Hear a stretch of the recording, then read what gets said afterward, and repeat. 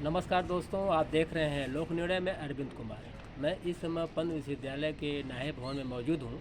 यहाँ पे आज स्वामी विवेकानंद जयंती पे 4 दिन का कार्यक्रम है और यहाँ पे युवाओं को काफ़ी जो है प्रेरित किया जाता है। उनके आदर्शों पर चलने के लिए युवा भी काफ़ी जो है उत्साहित रहते हैं इस कार्यक्रम को लेकर के। और देश के कई विश्वविद्यालयों के यहाँ पे विद्यार्थी आए हैं और कार्यक्रम में शामिल होंगे। आइए हम अब बात करते हैं डॉक्टर मेहरा जी से कि क्या कहते हैं इस कार्यक्रम को लेकर के। नमस्कार सबको, राष्ट्रीय युवा दिवस की बहुत बहुत शुभकामनाएं। आज का दिन समर्पित रहता है स्वामी विवेकानंद के जीवन, उनके जो विचार हैं वो हम अपने जीवन में कैसे लेके आएँ। यदि कोई युवा हो देश का, अगर हम सोचें कि कैसा होना चाहिए, देश का युवा कैसा होना चाहिए और विश्व के सबसे ज़्यादा युवा भारत में है और भारत का युवा कैसा होना चाहिए, तो स्वामी विवेकानंद जैसा होना चाहिए। अब सवाल प्रश्न उठता है कि स्वामी विवेकानंद ही क्यों? कितने लोग आए इस धरती पर, चले गए, लेकिन स्वामी विवेकानंद ही क्यों? तो स्वामी विवेकानंद 1893 में जब शिकागो के पार्लियामेंट ऑफ रिलीजन के मंच पर खड़े होकर एक आवाज़ में कहते हैं, sisters and brothers of America, it fills my heart with joy unspeakable to rise in response in the cordial welcome which you have given us. तो हमारी भारतीय संस्कृति को पहचान मिलती है। 3 मिनट का वक्तव्य स्वामी विवेकानंद जी का चला और पूरे विश्व ने जाना कि भारत ऐसा देश है जहाँ पूरे विश्व के लोगों को भाई और बहन माना जाता है। तो चाहे वो देश प्रेम हो, उठ के जागने के लिए, अपने देश के लिए कार्य करने की क्षमता हो, गरीबों के लिए अपने हृदय में होने वाला कष्ट हो और उन गरीबों के लिए कार्य करने की क्षमता हो, सब विवेकानंद के अंदर समाहित है। तो ये जो युवा कार्यक्रम होता है विवेकानंद स्वाध्याय मंडल के प्लेटफॉर्म के माध्यम से, ये देश के उन सारे युवाओं को जोड़ने का आग्रह करता है जो विवेकानंद जी के विचारों पर चलते हैं, उनके जीवन में विवेकानंद जी के विचार के बीज बोते हैं।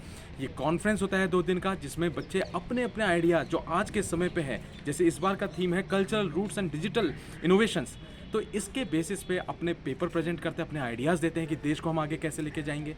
2 दिन का नेशनल डिबेट चलता है जहां 40 से ज़्यादा विश्वविद्यालय के बच्चे आकर डिबेट्स देते हैं और उन डिबेट्स के माध्यम से कम्युनिकेशन स्किल्स, पर्सनैलिटी डेवलपमेंट का जो इंपॉर्टेंट एस्पेक्ट है वो हमारे बच्चों के बीच में इनकलकेट होता है। तो ये जो 4-5 दिन का यहाँ कार्यक्रम चलता है, ये आप समझ लीजिए कि डिफरेंट नदियाँ, जिस तरह से विवेकानंद ने कहा कि अलग अलग प्रकार की नदियाँ अलग अलग ट्रिब्यूटरीज होते हुए अंत में मिलती हैं समंदर में, तो उसी प्रकार से विभिन्न नदियों की तरह विश्वविद्यालय के बच्चे जो एक जगह आते हैं वो इस समुद्र पंतनगर में आकर अपने विचारों के सैलाब यहाँ पर देते हैं। तो विवेकानंद का जीवन एनर्जी से भरा रहा। विवेकानंद ने हमेशा युवाओं पर उम्मीद रखी। तो मैं इस प्लेटफॉर्म के माध्यम से, इस कार्यक्रम के माध्यम से हमारे देश के सभी युवाओं को कहना चाहूँगा जो विवेकानंद जी ने कहा कि strength is life, weakness is death, rouse yourself since life is short, arise, awake and stop not till the goal is reached.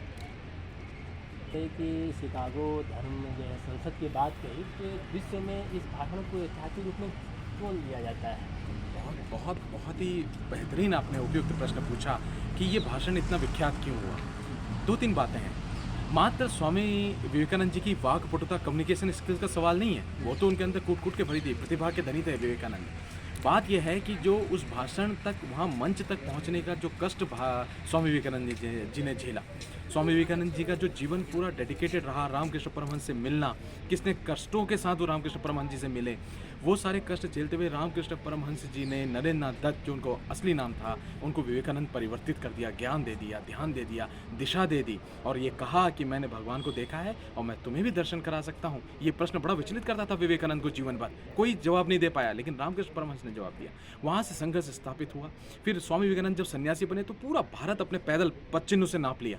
Kanyakumari से लेके ऊपर केदारनाथ, बद्रीनाथ, हमारे अल्मोड़ा से आगे स्वामी विवेकानंद चले, पूरे पैरों से पूरे भारत का कोना कोना नापा, देश की परेशानी देखी, देश की गरीबी देखी, देश की भूख देखी और उनका हृदय द्रवित हो उठा। उन्होंने कहा कि यदि मैं सन्यासी होकर केवल अपने को मुक्त कर लूँगा तो मेरे देश के लोगों के लिए कार्य कौन करेगा।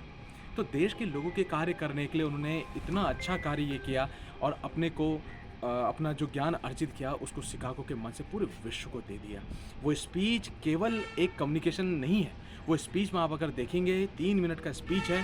3 मिनट के स्पीच में हमें भारतीय होने में गर्व क्यों होना चाहिए, वो बात उन्होंने वहाँ पर रखी। श्रीमद् भगवद गीता का कोट भी रखते हैं स्वामी विवेकानंद। सबको ऐसे ऐसे आइडियाज़ उन्होंने दिए कि पूरा पाश्चात्य संस्कृति हैरान हो गई कि भारत इतना महान देश है जिसके बारे में हमें तो अभी तक पता नहीं था। तो भारत को असली पहचान विवेकानंद जी के उस भाषण से मिली, भारत की सभ्यता को पहचान मिली, इसलिए वो बड़ी खास हो जाती है हमारे हृदय के पास। आपका शुभ नाम और किस पद पर और कहाँ से आए हैं? जी, मेरा शुभ नाम है डॉक्टर गिरिजेश सिंह महारा। मैं अल्मोड़ा उत्तराखंड का निवासी हूँ। मेरी प्रारंभिक शिक्षा अल्मोड़ा आर्मी स्कूल से हुई। तत्पश्चात मेरा बड़ा सौभाग्य हुआ कि जिस विश्वविद्यालय में मैं खड़ा हूँ, पंतनगर विश्वविद्यालय से मेरा कृषि स्नातक हुआ। और कृषि स्नातक में पढ़ाई के साथ साथ एक्स्ट्रा करिकुलर और विवेकानंद स्वाध्याय मंडल से भी हम जुड़े, तो पढ़ाई भी हमने स्ट्रॉन्ग की। I was the gold medallist of my batch. मैं स्वर्ण पदक विजेता हूँ अपने BSc का। उसके बाद JRF जो हमारा एग्जाम होता है all India junior research fellowship, उसके थ्रू मेरा चयन काशी हिंदू विश्वविद्यालय में हुआ MSc में। मैंने वहाँ से MSc से कृषि प्रसार एवं संचार विभाग से अपनी MSc कंप्लीट की। उसके बाद मैंने PhD वापस लौट के पंतनगर में ही यहाँ से कम्युनिकेशन डिपार्टमेंट से की, और अभी मैं वरिष्ठ वैज्ञानिक सीनियर साइंटिस्ट के पद में agriculture extension division IRI new Delhi में पोस्टेड हूँ। डॉक्टर महरा ने क्या कहा आपने सुना। आइए हम आपको उन तस्वीरों को दिखाते हैं जो कार्यक्रम स्थल पर स्वामी विवेकानंद से जुड़ी तस्वीरें लगाई गई हैं। आप देख सकते हैं कि जो फ्लेक्सियाँ लगी हुई हैं वो युवाओं को प्रेरित करती हुई हैं। उस पर जो स्लोगन लिखा हुआ है लोग उसको पढ़ रहे हैं, वो स्लोगन विवेकानंद से जुड़े हैं, जो काफ़ी प्रेरित करने वाले स्लोगन है। और इस जो आपको बता दूं कि जो तस्वीर है यही कार्यक्रम कराया जा रहा है, ये कार्यक्रम स्थल है, इसी भवन में जो है आयोजन कार्यक्रम किया जा रहा है। और आप देख सकते हैं किस तरह से इसको सजाया गया है, और इस कार्यक्रम स्थल पर ही जो है यहाँ पे रंगोली बनाई गई है। जो लोग इसको काफ़ी तारीफ कर रहे हैं और कितना सुंदर जो है रंगोली बनाई गई है। और इसी जो है कार्यक्रम देख रहे हैं कि ये जो है संगोष्ठी का आयोजन किया जा रहा है। इस संगोष्ठी को इस लिहाज से कराई जा रही है कि भारतीय संस्कृति की गहरी जड़ें और आधुनिक तकनीक की असीम संभावनाएं जब दोनों एक दूसरे का मार्गदर्शन करें, तब युवा केवल भविष्य की आशा नहीं बल्कि वर्तमान के सक्रिय राष्ट्र निर्माता बनते हैं। इसी दृष्टि को ध्यान में रखते हुए विवेकानंद स्वाध्याय मंडल पंत विश्वविद्यालय की ओर से आयोजित युवा राष्ट्रीय युवा जागरण महोत्सव का आयोजन आज शुरू किया गया। पंत विश्वविद्यालय भवन परिसर में पंतनगर में यह संगोष्ठी युवाओं को अपनी सांस्कृतिक पहचान से जोड़ते हुए तकनीक को राष्ट्र सेवा का साधन बनाने की प्रेरणा देने वाला एक सशक्त वैचारिक मंच बनी। हालांकि जो आप गोष्ठी में आप देख रहे हैं, इसमें बाकायदे जो है संगोष्ठी में संस्कृति और नवाचार का अद्भुत संगम दिखा। आइए हम बात करते हैं डॉक्टर SK कश्यप से, वो क्या कहते हैं। ये कार्यक्रम यहाँ लगभग 20 वर्षों से चल रहा है। ये 21वां कॉन्फ्रेंस है जो लगातार ऑर्गेनाइज किया जा रहा है पंतनगर विश्वविद्यालय में विवेकानंद स्वाध्याय मंडल के द्वारा। और इस कॉन्फ्रेंस को कराने का मुख्य हेतु जो है, स्वामी विवेकानंद के जीवन का बहुत बड़ा प्रभाव युवाओं के जीवन पर होता है। तो जब युवाओं के जीवन पर स्वामी जी के प्रभाव की बात करते हैं, तो युवाओं के सामने जब तक स्वामी जी का जीवन चरित्र ना आए और ऐसे लोग ना आए जो कि स्वामी विवेकानंद के जीवन से अनुप्राणित होकर कुछ बहुत अच्छा काम कर रहे हैं, तब तक युवाओं को समझा पाना इतना आसान नहीं है कि स्वामी विवेकानंद का संदेश क्या था, किस प्रकार से सेल्फ स्ट्रेंथनिंग होनी है। तो इसीलिए इस कॉन्फ्रेंस का उद्देश्य ही यही है। देश से चुनकर अच्छे लोगों को बुलाते हैं जो लोग कुछ अच्छा काम कर रहे हैं अपने जीवन में, और साथ में पूरे देश से विद्यार्थियों को बुलाते हैं जो आते हैं, अपने विचार लेकर भी आते हैं, अपने पेपर प्रेजेंट भी करते हैं और उन सारे रोल मॉडल्स को सुनते भी हैं। सर, विवेकानंद शिक्षा का आधार क्यों बना? मनुष्य, स्वामी जी एक बड़ी बात कहते थे कि मनुष्य केवल मनुष्य ही चाहिए।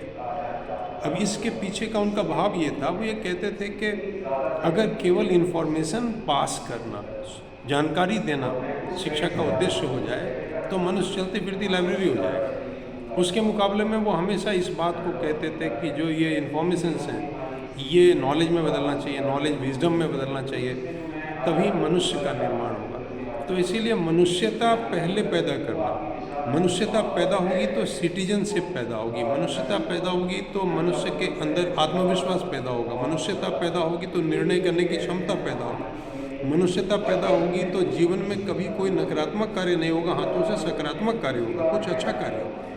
ये भाव स्वामी जी हर युवा के अंदर लाना चाहते थे, इसीलिए इस बात को इस रूप में कहा। डॉक्टर कश्यप ने क्या कहा है आपने सुना। यह कार्यक्रम 15 जनवरी तक चलेगा। इस दौरान किन किन विषयों पर चर्चा होगी उससे आपको अवगत कराते रहेंगे। मेरे साथ आप बने रहिए।